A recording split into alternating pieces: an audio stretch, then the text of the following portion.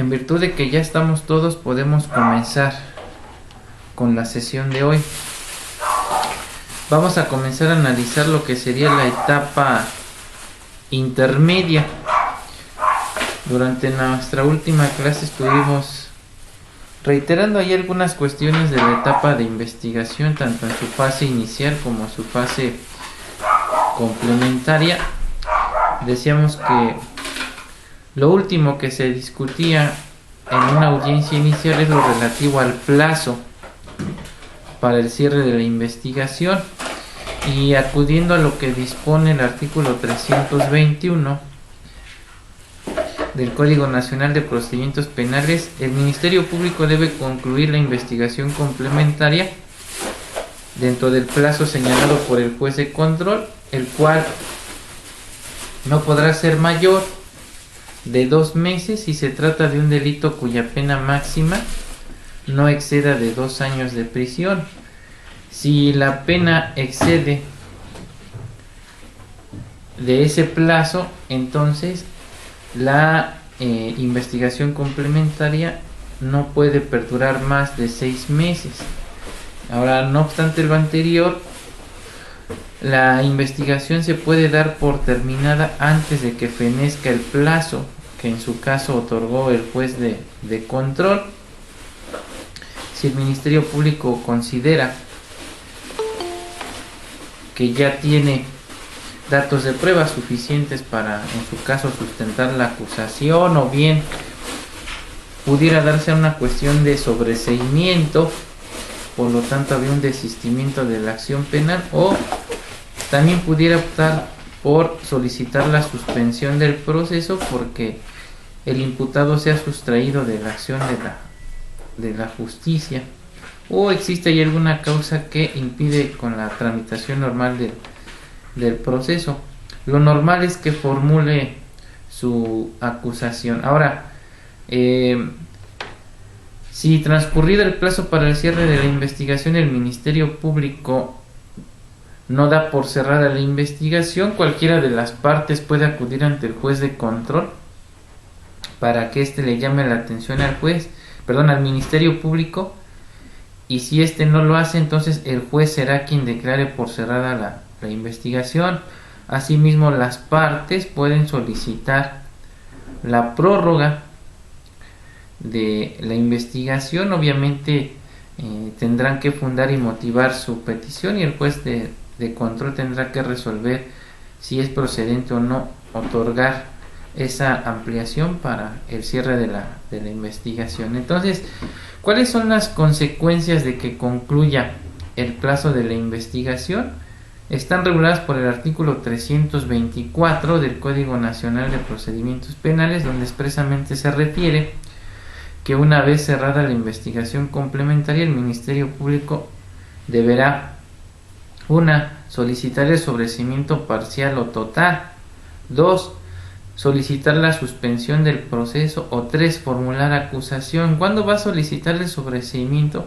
Por ejemplo, cuando ha llegado a la conclusión de que la conducta que se le atribuye al imputado no es constitutiva de delito, o porque se encuentra prescrita la acción penal, o se encuentra extinguida en virtud de que hubo el otorgamiento del perdón por parte del ofendido, hubo una supresión del tipo penal, o en su caso hay alguna reforma que sea más benéfica para el imputado, y entonces se aplica el principio de ley más favorable. Ahora, ¿cuándo va a solicitar la suspensión del proceso? Por ejemplo, cuando el imputado se haya sustraído de la acción de la justicia, y entonces, para efectos de que no le prescriba la acción penal, entonces lo que va a solicitar es que se suspenda provisionalmente el proceso. Y lo normal es, como lo comentamos, es que formule su acusación. Ahora, si el Ministerio Público decide formular su acusación, entonces con eso estaríamos dando por concluida la etapa de investigación, y Por ende, se declara abierta la etapa intermedia. ¿Y qué es entonces la etapa intermedia? A ver si gustan anotar. Concepto de etapa intermedia.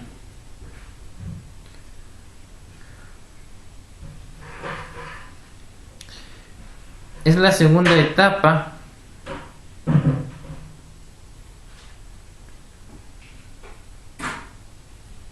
del procedimiento penal y consiste en el momento procesal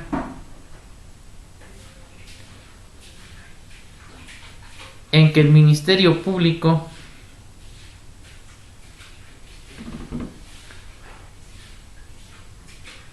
formula acusación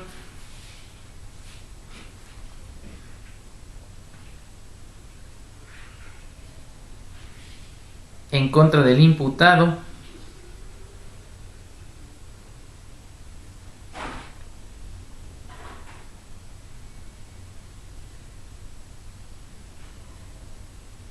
y ofrece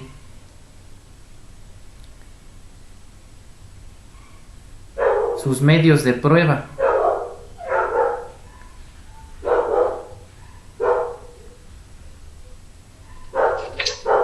en contra del imputado. ¿Y qué más, doctor? y ofrece sus medios de prueba. Punto y coma. Igualmente,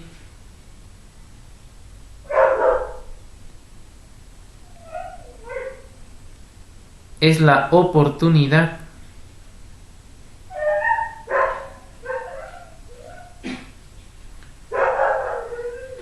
que tiene la víctima o ofendido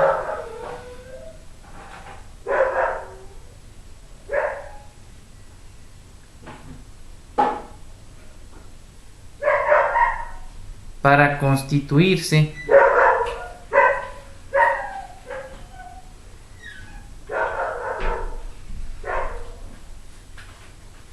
en acusador coadyuvante,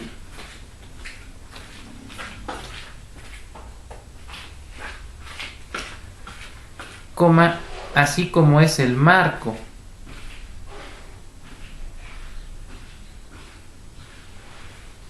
Así como que el profe, perdón. como es el marco que tiene la defensa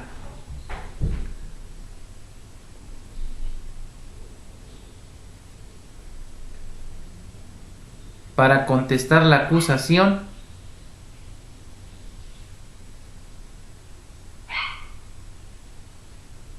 coma, ofrecer sus medios de prueba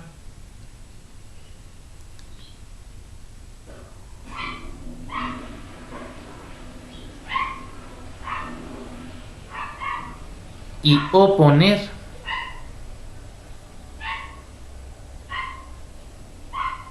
sus excepciones Ofrecer sus medios de prueba, ¿y qué más? y oponer sus excepciones.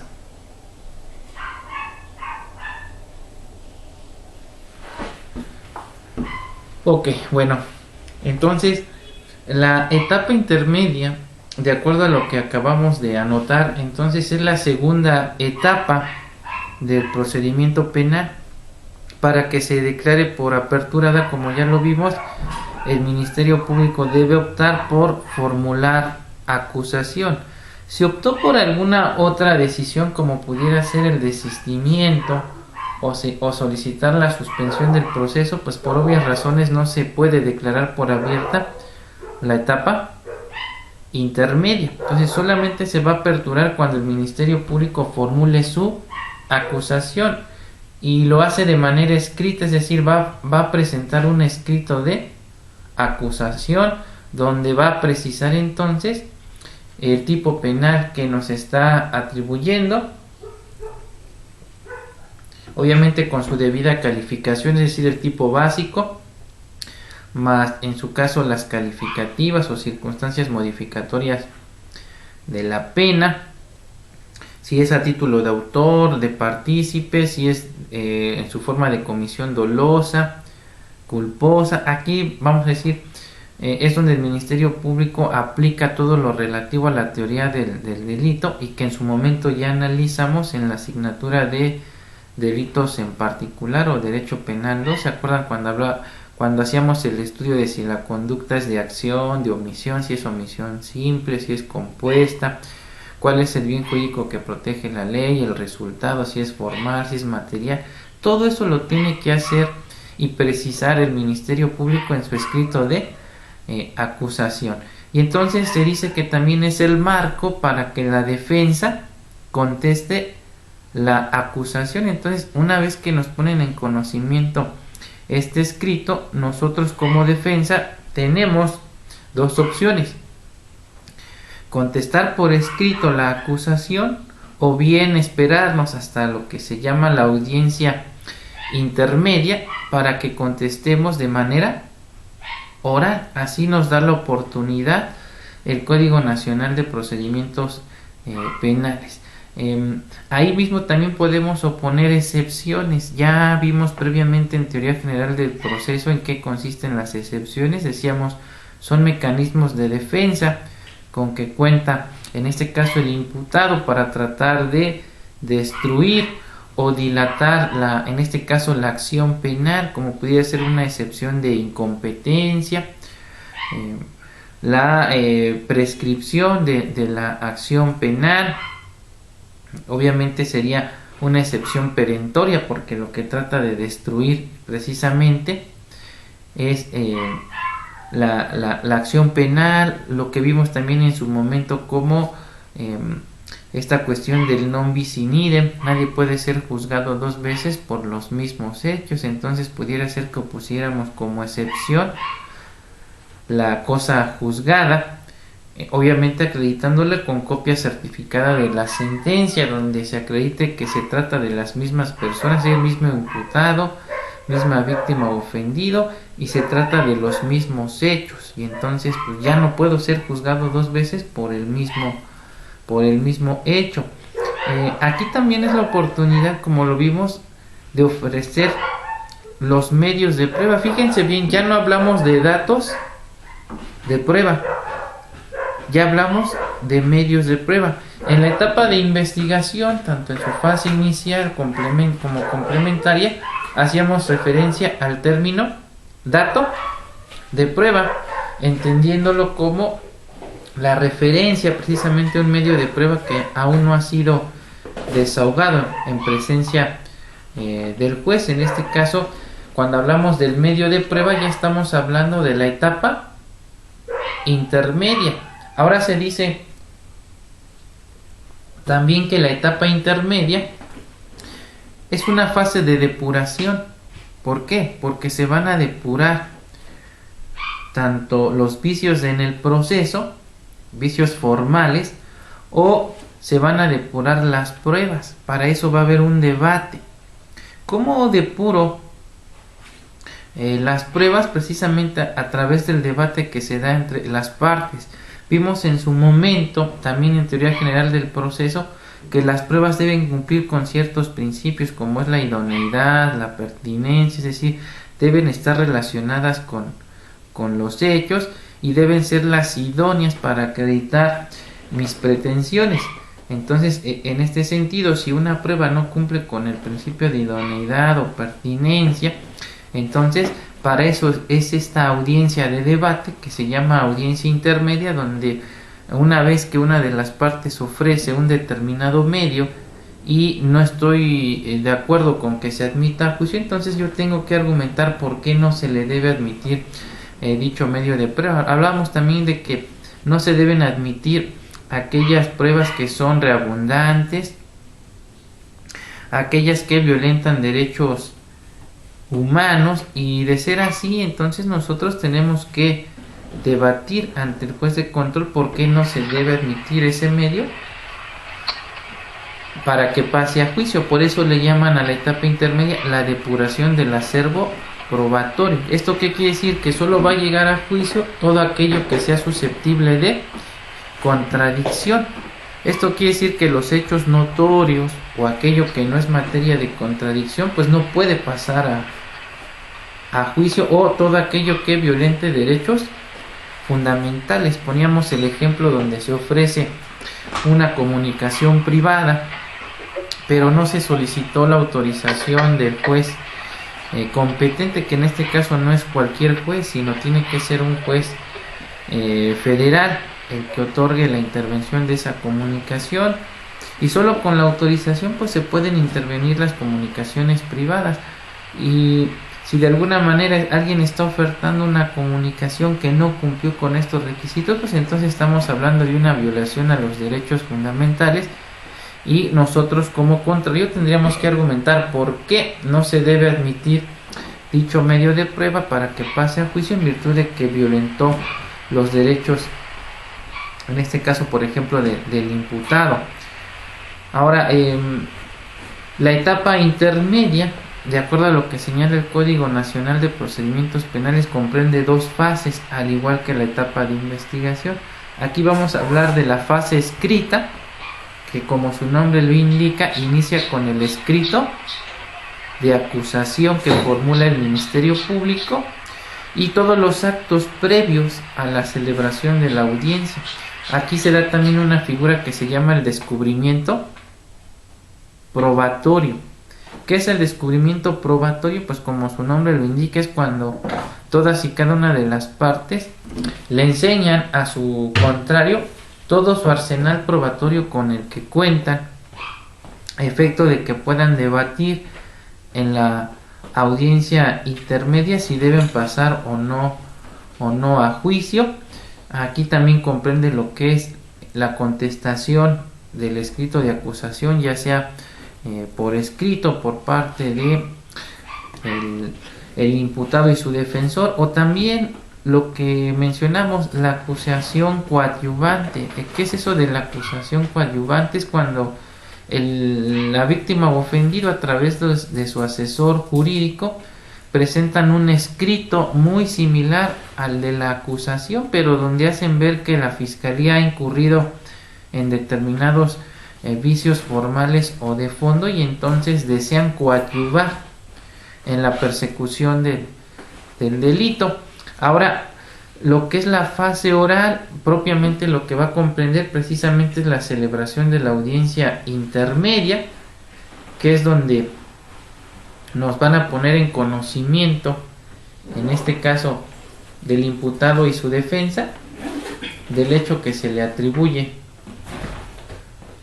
al imputado, con todas las cuestiones que les comenté, el tipo básico, las circunstancias modificatorias, si es doloso, culposo, el resultado, etcétera, si es en su calidad de sujeto activo, en su modalidad de partícipe o de autor. Y ahí mismo, como lo comentamos, se van a poner las excepciones y viene el debate en relación a qué medios de prueba deben admitirse o no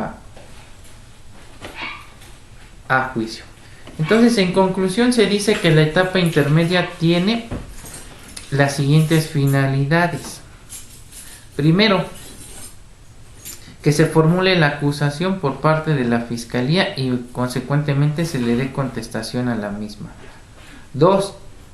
El ofrecimiento y en su caso admisión, así como la depuración de los hechos controvertidos que serán materia del juicio oral. A esto se le conoce como corrección de vicios formales o saneamiento procesal. Decíamos precisamente que la etapa intermedia tiene por finalidad el saneamiento probatorio, que ya lo expliqué, y el saneamiento procesal. ¿Qué es el saneamiento procesal?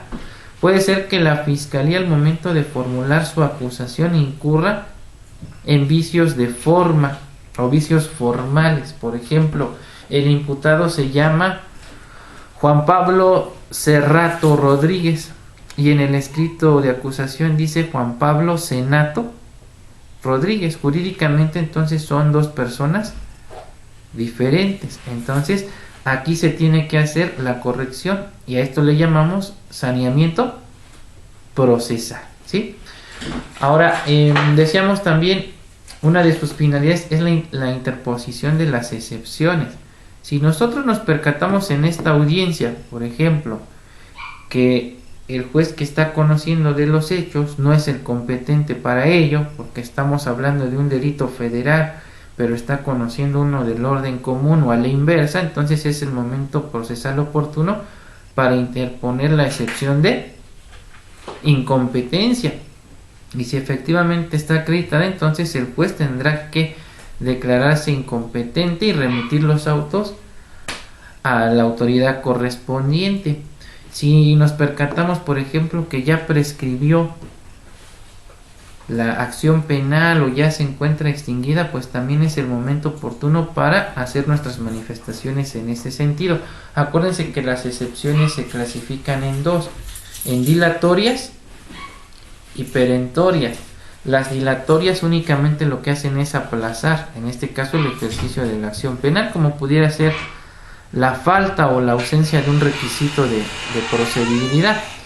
Nos percatamos, por ejemplo, que es de aquellos delitos que requieren de que se agote un requisito equivalente, como es la declaratoria de procedencia, la declaratoria de perjuicio, una excitativa, o que debe existir la manifestación de un ente desconcentrado de la Secretaría de Hacienda y Crédito Público, por ejemplo, en delitos fiscales, delitos financieros, y no está satisfecho ese requisito, ahí vamos a poner la excepción de falta de requisitos de procedibilidad, y como tal no se va a destruir la acción penal, lo único que vamos a hacer es dilatar, ¿verdad?, el procedimiento penal, porque una vez que se satisfaga ese requisito de procedibilidad, como lo señala el Código Nacional de Procedimientos Penales, pues el proceso debe continuar. También se dice que una de las finalidades de la etapa intermedia es la admisión y en su caso la exclusión de los medios de prueba. A esto le llamamos saneamiento probatorio.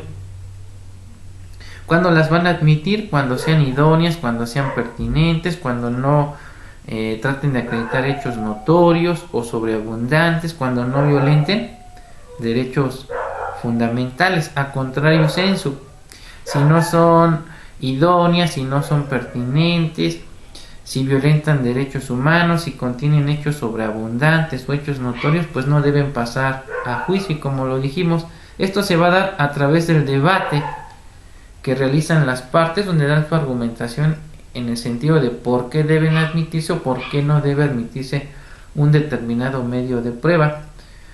Obviamente también tiene por finalidad que se resuelva sobre la interposición de las excepciones que en su caso haya interpuesto la defensa, y también tiene por finalidad la celebración de acuerdos probatorios.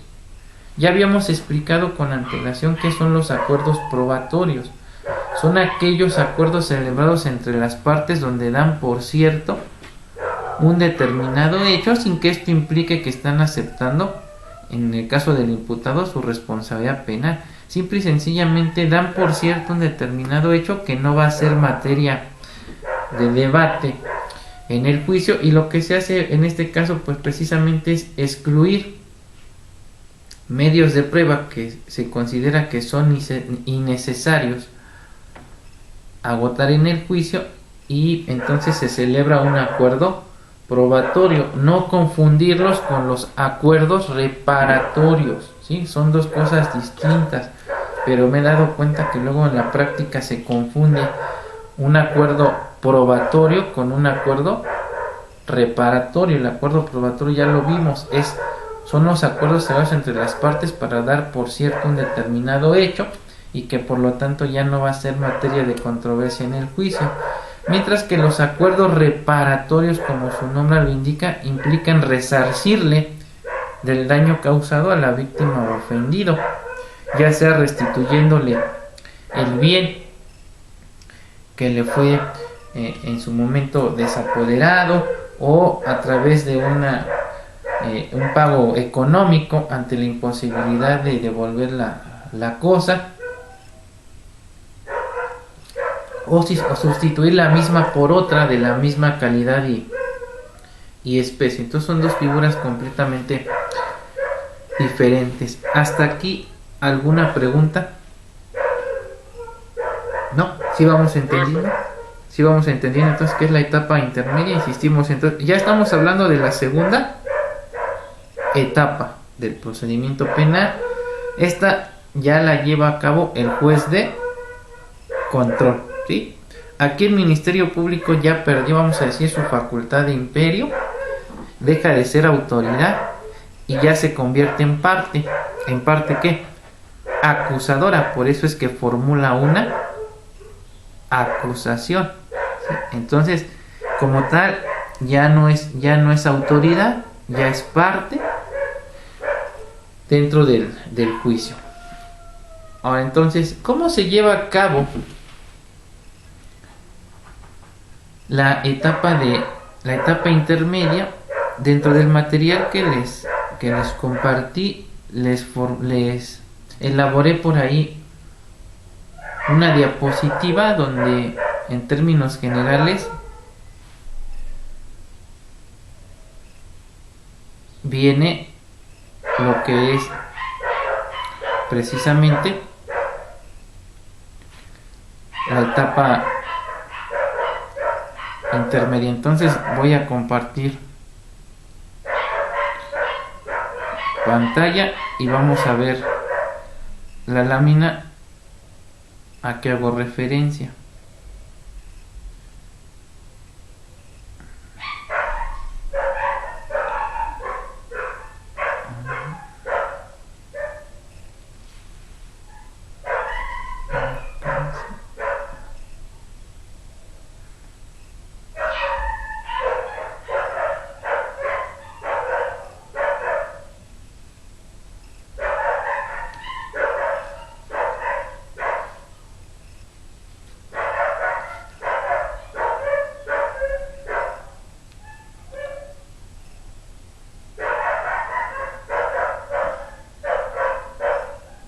Ahí alcanzamos a ver las imágenes.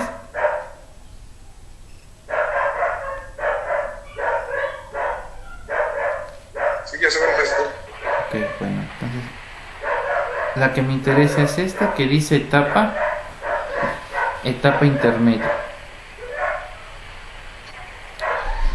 Como podrán ver, y se los había comentado, comenzaría con lo que es el escrito de acusación en términos del artículo 335. Posteriormente vendría lo que es la notificación del escrito de acusación. Esto está regulado por el artículo 336. Y decíamos que la etapa de investigación comprendía dos fases, lo que es la fase escrita y lo que es la fase oral. La fase escrita, decíamos, comenzaba con el escrito de acusación. Obviamente comprenderá los actos previos. ¿Cuáles son esos actos previos? La notificación, la intervención de cada una de las partes en términos del artículo 338 y 339, es decir, la actuación de la víctima u ofendido, en su caso la acusación coadyuvante, donde ya decíamos no está de acuerdo con lo que formuló el Ministerio Público en su escrito de acusación y entonces presenta un escrito por separado donde él, cumpliendo los mismos requisitos del escrito de acusación, hace algunas aseveraciones en relación a los errores tanto de forma como de fondo en los que incurre el Ministerio Público, ofrece sus propios medios de prueba y también realiza la corrección de los vicios formales, ¿sí? Y luego tenemos lo que es la actuación del imputado. El imputado, ya lo decíamos, puede contestar por escrito. Al momento de contestar también nos va a señalar los vicios formales que hubiese detectado en los que incurrió la Fiscalía, va a ofertar sus medios de prueba. En su caso también pudiera solicitar la acumulación o la separación de acusaciones y va a manifestar también lo relativo a la existencia de acuerdos probatorios, y por supuesto también aquí pudiera manifestar si existe alguna excepción procesal que pudiera hacer valer. Ahora, decíamos, si el imputado no contesta por escrito, no pasa nada. Lo puede hacer de manera oral en la audiencia intermedia o lo que es en la fase oral. A diferencia de la víctima o ofendido, que ella sí necesariamente tiene que contestar por escrito y se tiene que manifestar en el sentido de si desea o no convertirse en acusador coadyuvante. Y decíamos también aquí se da lo que es el descubrimiento probatorio, que está regulado por el artículo 337. ¿Y en qué consiste este descubrimiento probatorio? Vamos a ver qué dice el artículo 337 al respecto. Ya se me movió la imagen.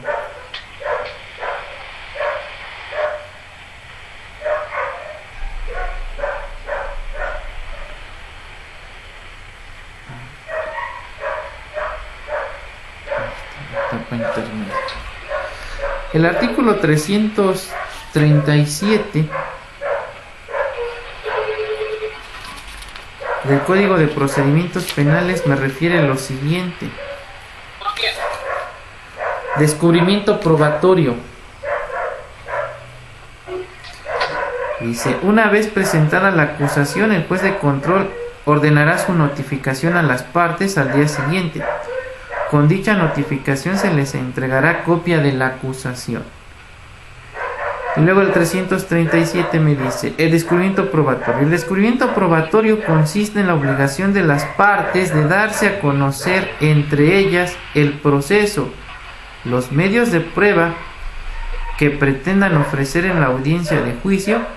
En el caso del Ministerio Público, el descubrimiento comprende el acceso y copia a todos los registros de la investigación, así como a los lugares y objetos relacionados con ella, incluso de aquellos elementos que no pretenda ofrecer como medio de prueba en el juicio. En el caso del imputado, su defensor consiste en entregar materialmente copia de los registros al Ministerio Público a su costa y acceso a las evidencias materiales que ofrecerá en la audiencia intermedia, lo cual deberá realizarse en los términos de este código. El Ministerio Público deberá cumplir con esta obligación de manera continua a partir de los momentos establecidos en el párrafo tercero del artículo 218 de este código, así como a permitir el acceso al imputado a su defensor a los elementos que surjan en el curso de la investigación, salvo las excepciones previstas en este código.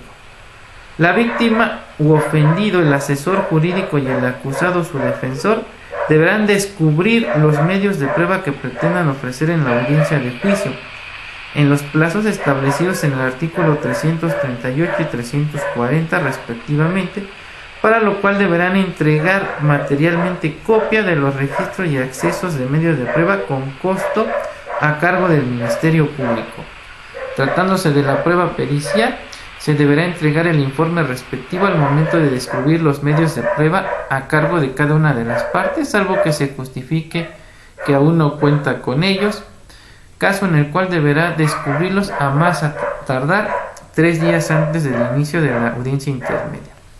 En el caso del acusado o su defensor, en el caso de que el acusado o su defensor requieran más tiempo para preparar el descubrimiento, o en su caso, podrá solicitar al juez de control antes de celebrarse la audiencia intermedia o en la misma audiencia le conceda un plazo razonable y justificado para tales efectos. Entonces, en términos sencillos, como ya se los había comentado, el descubrimiento probatorio es en poner a la vista de todas y cada una de las partes los medios de prueba que pretendo ofertar durante la audiencia intermedia y que por ende pretendo incorporar a juicio, para que mi parte contraria tenga la oportunidad de analizar si los mismos o no cumplen con los requisitos que prevé, en este caso, el artículo 336. no, perdón, 346 del Código Nacional de Procedimientos Penales, que nos habla de las reglas de exclusión de los medios de prueba, lo que les explicaba hace unos minutos, que deben ser idóneos, deben ser pertinentes, no deben ser sobreabundantes, no deben violentar derechos fundamentales, porque de ser así, entonces, mediante el debate que se da entre las partes, van a ser depurados y solamente llegará a juicio aquellos que cumplan con los requisitos que señala este dispositivo. ¿Hasta aquí alguna pregunta? No, profe, todo bien. ¿Sí vamos entendiendo? ¿Sí? Ok, entonces decíamos, el imputado y su defensa pueden contestar ya sea por escrito o bien lo pueden hacer de forma oral ya en la audiencia intermedia. La víctima o ofendido necesariamente lo tiene que hacer por escrito. Si por ejemplo la víctima o ofendido o el imputado ofrecieron medios de prueba, la fiscalía tiene la obligación de notificarnos con estos medios de prueba ofertados a más tardar 3 días antes de la audiencia intermedia, igual para que tengamos la oportunidad de hacer las manifestaciones que consideremos pertinentes en la audiencia intermedia. Ahora, ¿qué es esta audiencia intermedia? Pues es la fase, vamos a decir, la fase oral de la etapa intermedia. Esta audiencia deberá celebrarse en un plazo que no podrá ser menor a 30 días ni exceder de 40 días después de que se haya formulado la acusación. Ahora, en esta audiencia intermedia, lo que va a hacer el Ministerio Público, como ya lo habíamos comentado, es exponernos, pero ya en forma breve y sucinta, su escrito de acusación, pero esta vez lo va a hacer de manera oral. No quiere decir que va a irnos a leer como erróneamente lo hacen o lo hacían los fiscales.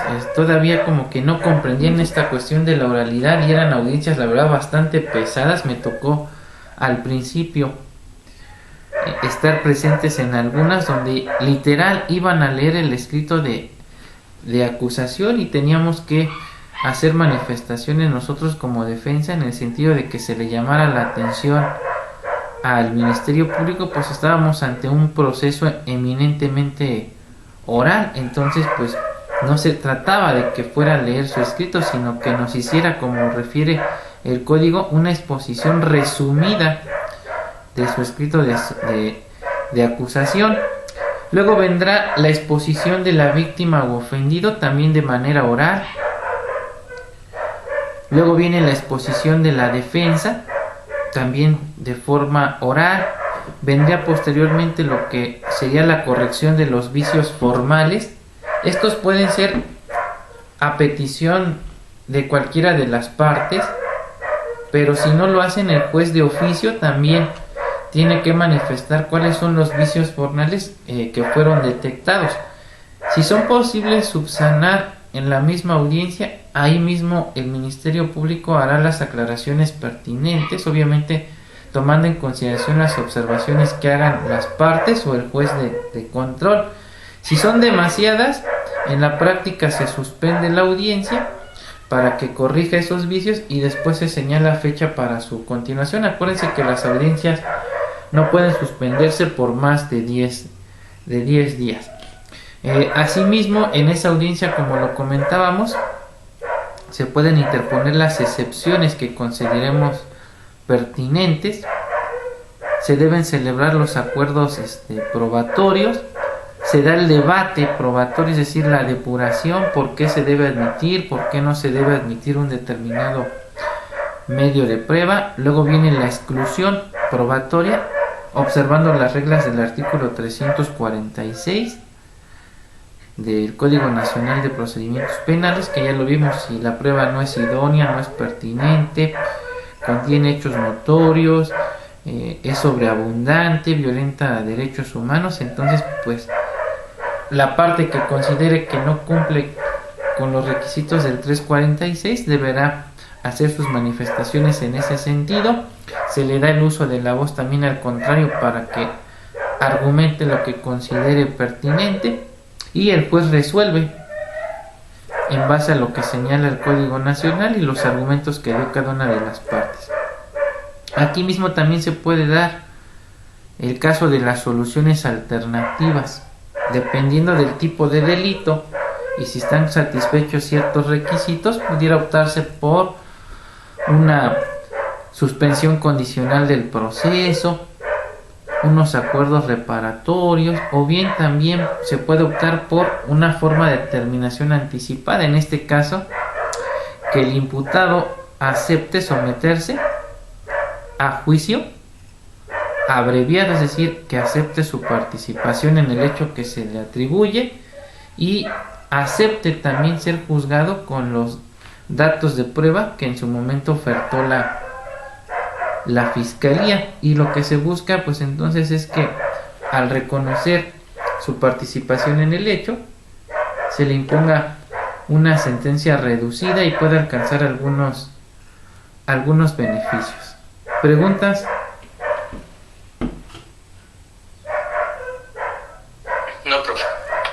No. ¿Todo va quedando claro? A ver, vamos a ver si efectivamente... Más o menos. Vamos a ver si es cierto. A ver, me salgo tantito de aquí.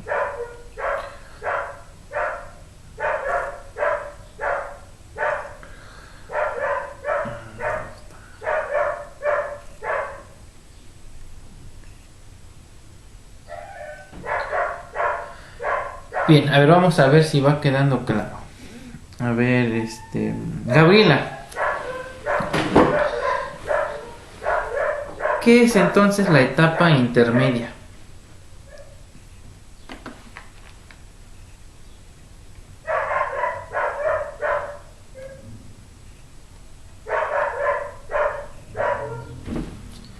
¿Está presente o no, Gabriela? Sí, aquí estoy, profe. Zorrillo. ¿Sí? ¿Qué es la etapa intermedia? Es la segunda etapa del proceso. Ajá, ¿qué? ¿Cuál es su finalidad?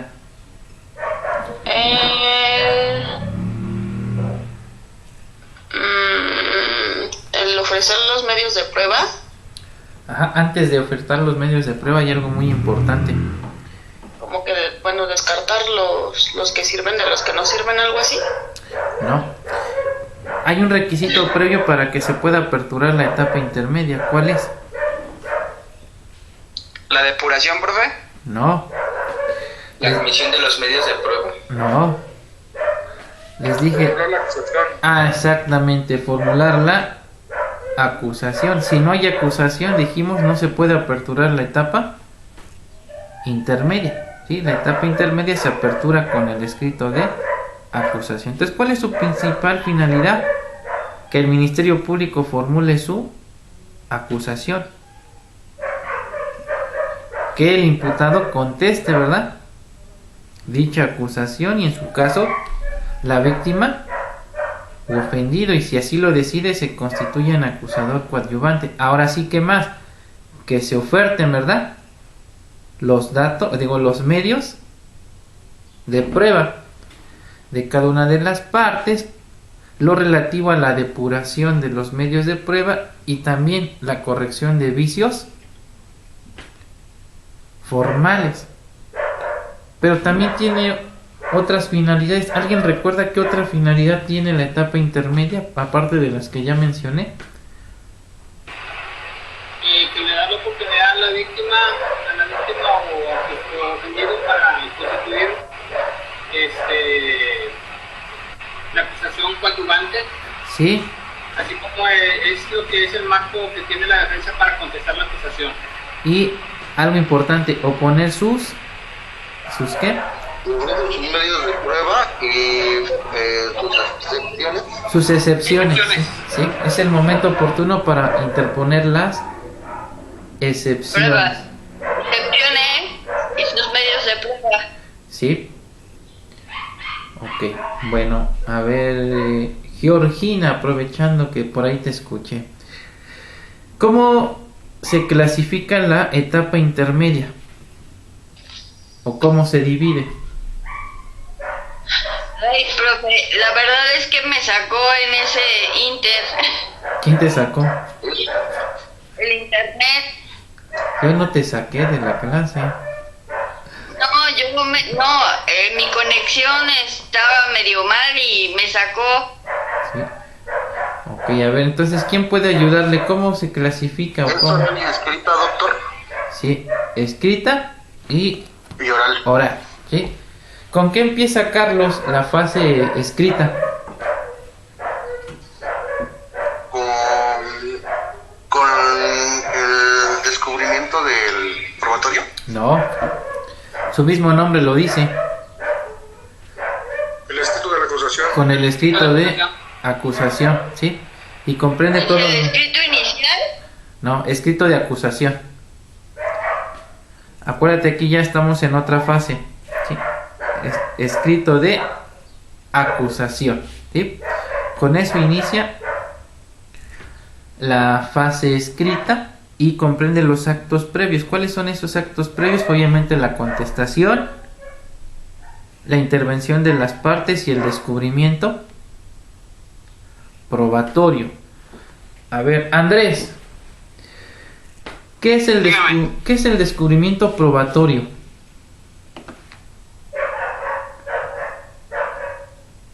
¿Me lo puede repetir, profe, por favor? ¿Qué es el descubrimiento probatorio? Es lo que es la obligación de ambas partes para darse a conocer entre ellas en el proceso. Sí, la obligación que tienen las partes de darse a conocer los medios de puerta, ¿va? De prueba, perdón, con que cuentan hasta ese momento y que pretenden ofrecer en la audiencia intermedia y en su caso que pasen a la audiencia de juicio. Bueno, ok, hasta ahí vamos bien. ¿Sí? Vamos a ver entonces cómo sería el desarrollo de la audiencia intermedia. Y se va a llevar a cabo de la siguiente manera. Primero se van a establecer las pretensiones de las partes, es decir, se hace una exposición sintética de forma oral, ya lo vimos, por parte del Ministerio Público, donde hace un resumen del escrito de acusación. Si el Ministerio Público está leyendo, es nuestra obligación como defensa solicitarle al juez le llame la atención a la Fiscalía para que respete el principio de oralidad, y entonces el Ministerio Público debe hacernos solamente un resumen, es decir, nos va a decir lo más importante de su escrito de acusación, no debe irnos a leer el escrito de acusación. Luego vendrá la exposición por parte de la víctima ofendida a través de su asesor jurídico, y en su caso, si es que así desea hacerlo, se puede constituir en acusador coadyuvante, y entonces nos va a hacer un resumen igual en forma oral de lo que contiene su escrito de acusador coadyuvante. Posteriormente le deben dar el uso de la palabra al imputado y su defensor para que conteste en forma oral la acusación que obra en su contra y ofrezca sus medios de prueba, si es que no lo hizo de manera escrita, porque ya vimos que el único que tiene ese derecho de decidir si lo hace en forma escrita o lo hace de manera oral en la audiencia es precisamente el imputado. Los demás deberán contestar por escrito.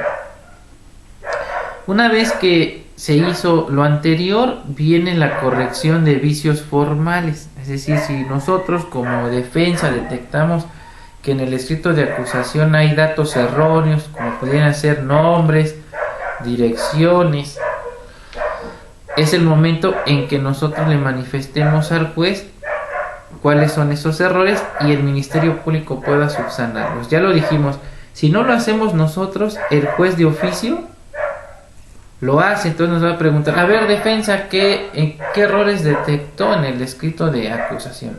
Ves, pues está mal el nombre, ¿no? No es Enrique Pérez Senato, sino Enrique Pérez Cerrato. Entonces, ahí se hace la corrección de los vicios formales. Posteriormente viene la oposición de excepciones.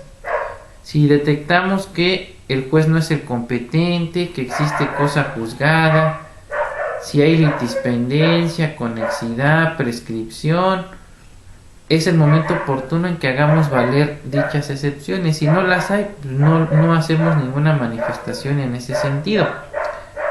Posteriormente viene lo que se llaman los acuerdos probatorios. Decíamos que los acuerdos probatorios son los acuerdos celebrados entre las partes, donde dan por cierto un determinado hecho, pero que no implica que están aceptando, por ejemplo en el caso del imputado, que cometió el delito.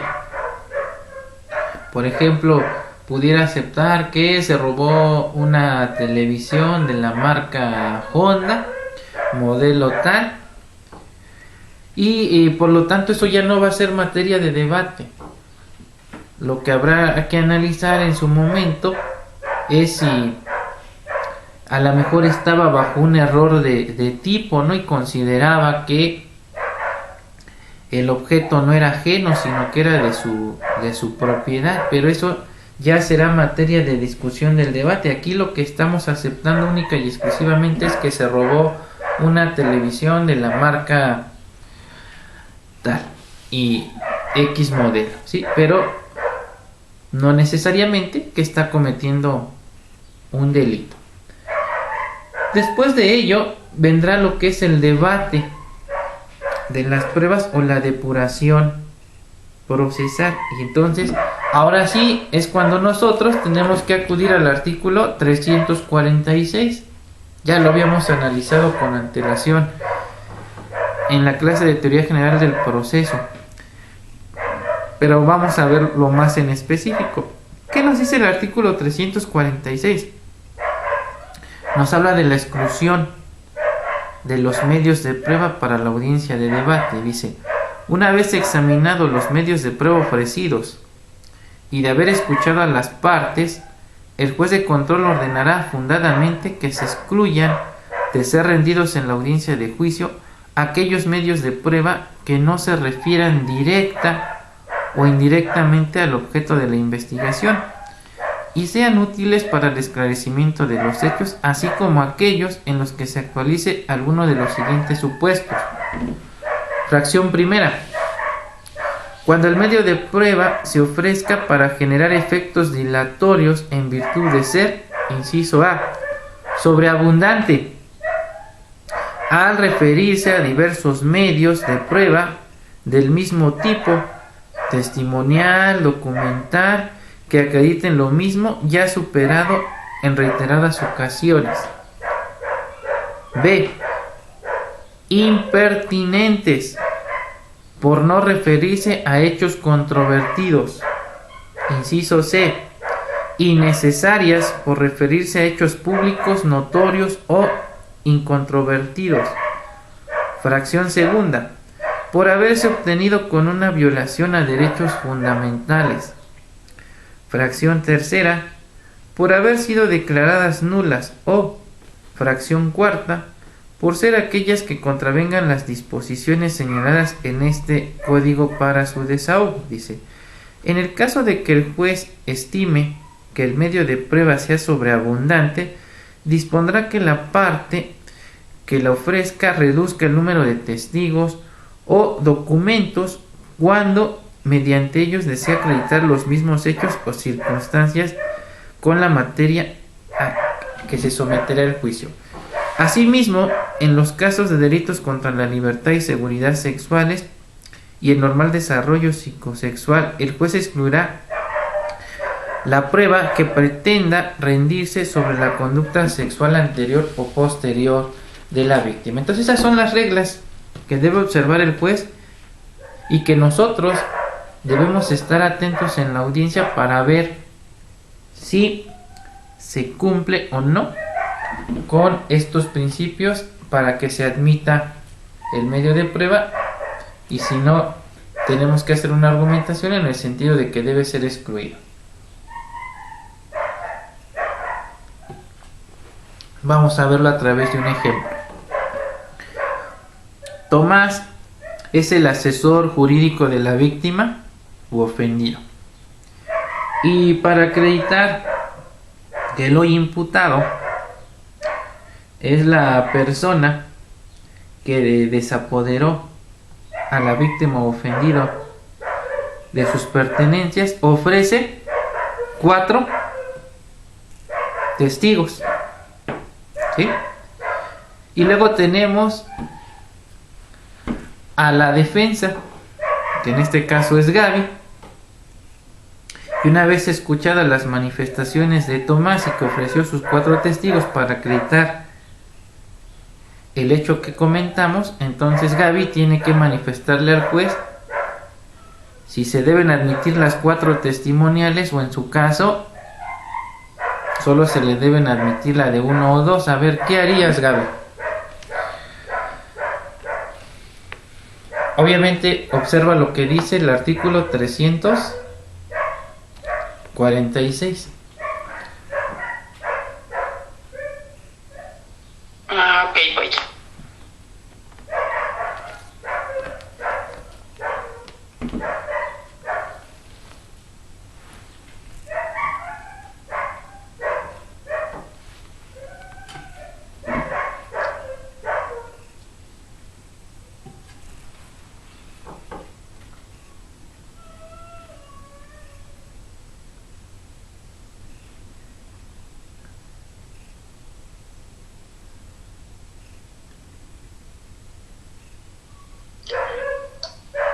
Lo que sería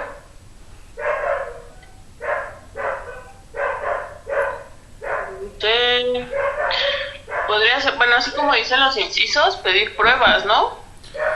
A ver, fíjate bien.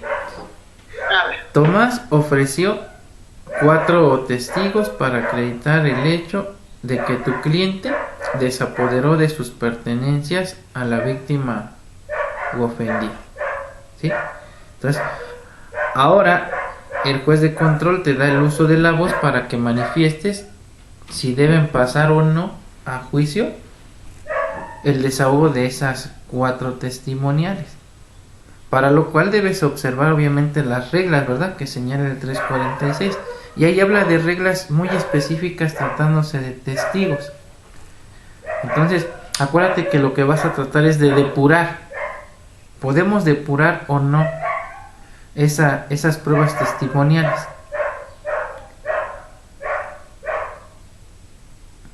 O que pasen las 4.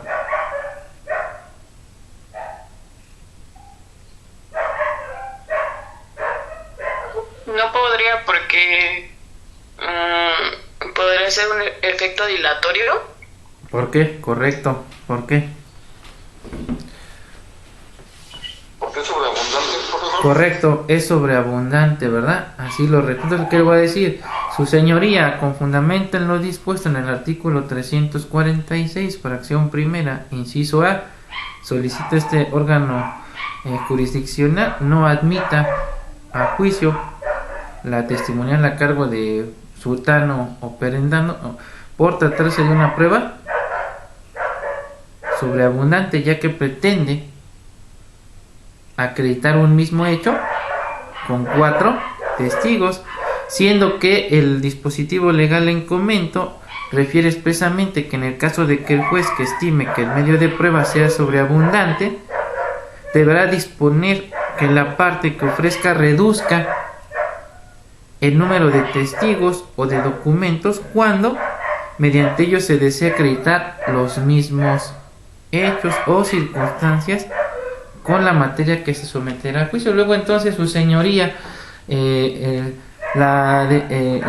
asesor jurídico de la víctima o ofendido pretende acreditar un mismo hecho con 4 testigos. Entonces, si esa situación es sobreabundante, por lo tanto, su señoría, le solicito excluya los testimonios de fulano y sutano. ¿Sí? ¿Sí entendemos esta parte? ¿Tomás? Bueno, creo que Sí, profe. ¿Sí? Tomás, ¿sí quedó claro por qué te excluimos 2 testigos?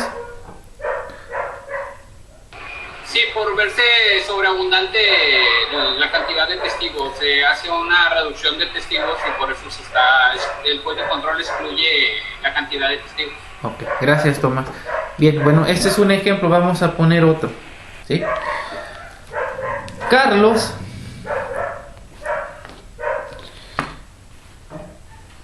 es la fiscalía, Carlos Romero, y pretende ofertar como prueba una comunicación privada consistente en una conversación telefónica que obra en el celular del imputado. Pero no se solicitó la orden o la autorización por parte del órgano jurisdiccional competente para autorizar la intervención de comunicaciones privadas. ¿Sí? Entonces, ahora Tomás, cambiemos el escenario. Ahora eres la defensa. Ahora, dale al juez los argumentos para que se excluya ese medio de prueba. Obviamente observando tu 346.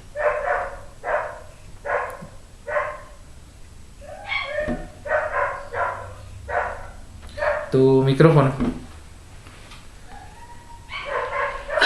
Yo solicito al juez de control que se excluyan la cantidad de testigos por verse sobre demandante.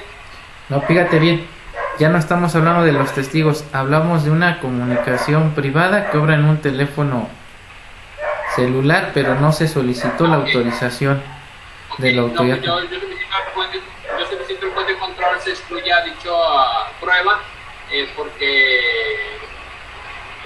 no está legalmente constituida, o sea, se violaron algunos derechos. Ok. ¿Cuál sería tu fundamento para sustentar tu petición? Pues la violación de leyes de comunicación. A ver, pero ahí tienes... A ver, ¿quién le ayuda? ¿Es sobre la privacidad? Sería porque el fundamento sería el artículo 346, su fracción segunda, en el que dice que por haberse obtenido con violaciones o derechos fundamentales, en este caso sería por haberse obtenido pruebas con la violación de sus derechos, ¿no? Sí, sin haber acudido ante el órgano jurisdiccional federal para que otorgara dicha autorización. Entonces hay una violación flagrante del artículo 16 constitucional, una violación al derecho a la intimidad, y por lo tanto al violentarse derechos fundamentales solicita a su señoría se excluya dicho de prueba y no pase a la audiencia de juicio. Obviamente le van a dar el uso de la voz a la fiscalía y tendría que argumentar por qué la deben admitir, se le da la réplica a la defensa y finalmente el juez resuelve si se admite o no. Ajá. Eso es el saneamiento probatorio, así se llevaría a cabo. ¿Sí? Ya haremos... Doctor, sí. En este tipo de casos en el que el juez decidiría si se toman como pruebas la violación de los derechos como el de las comunicaciones, sería, me imagino, en casos como especiales, ¿no? En el que él ya tendría que tomar la decisión si acepta o no esos medios de prueba. Solo hay una excepción y ya lo habíamos comentado, cuando sean ofrecidos por alguien que participe en dichas conversaciones. Por ejemplo, uno de los partícipes en la comisión del delito y de manera voluntaria lo ofrece, entonces